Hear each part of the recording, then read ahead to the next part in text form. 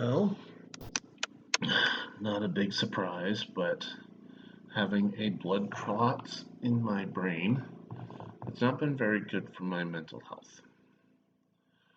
Now, I haven't always been the poster child for mental health.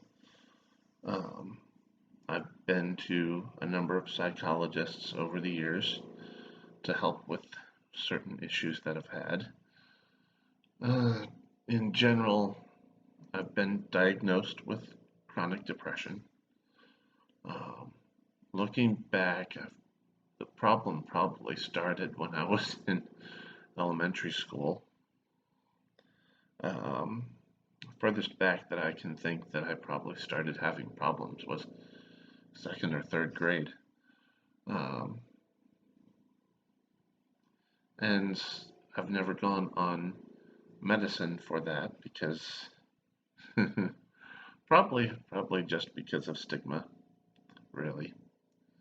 Um, but I've learned how to manage it and done okay with maintaining my depression over the years.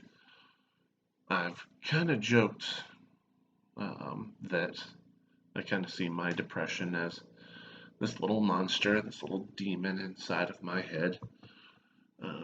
I put him in his cage and lock the door.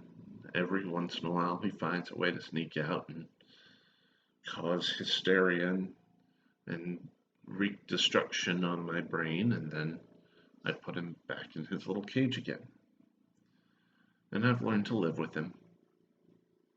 Things happen, and that usually causes my depression.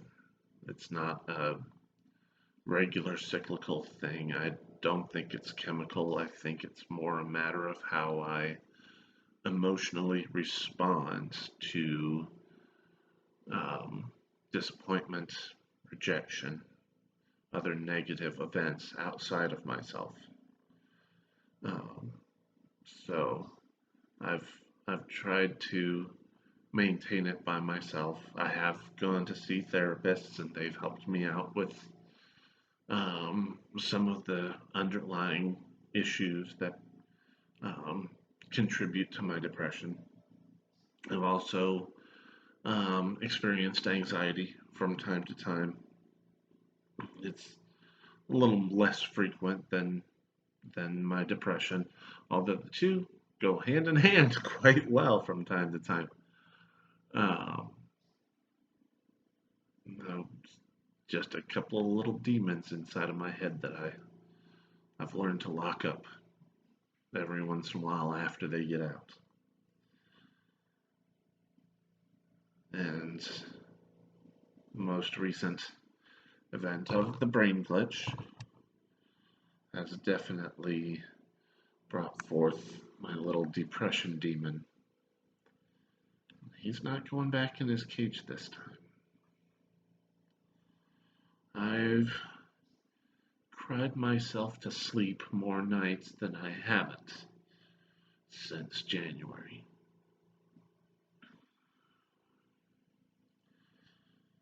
And that's because I moved to St. Louis with a few different goals in mind. Some of them you might say could go on my bucket list. And now this brain glitch is making those seem pretty darn impossible. I've picked up and rebuilt my life a few times. Things have gone wrong, and um, I've had to start from the bottom and rebuild. I've done that a few times. I just don't think I have the energy to do it again. So I'm looking at my options. But every time that I think about moving back to Montana, I mean, I've got a lot of great things to return to Montana for. I've got my whole family there. My sister and her family, her two beautiful little kids, my brother and the boy that is his son now, and my mom and stepdad, and the rest of the family that's there, Aaron and Chris.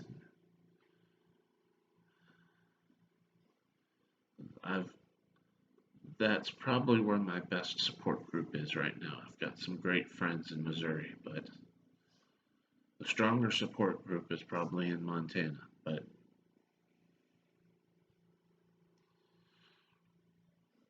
returning there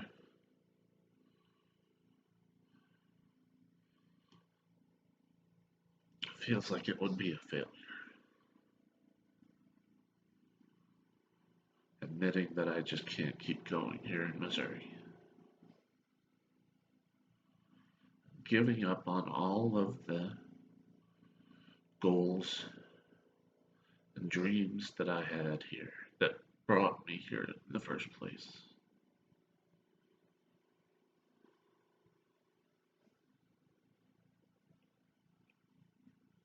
I don't want to give up. I don't want to give up that part of me quite yet. I thought I had 10 years. 10 years to wrestle until my body was going to start getting too old for it. I didn't even make it 2 years.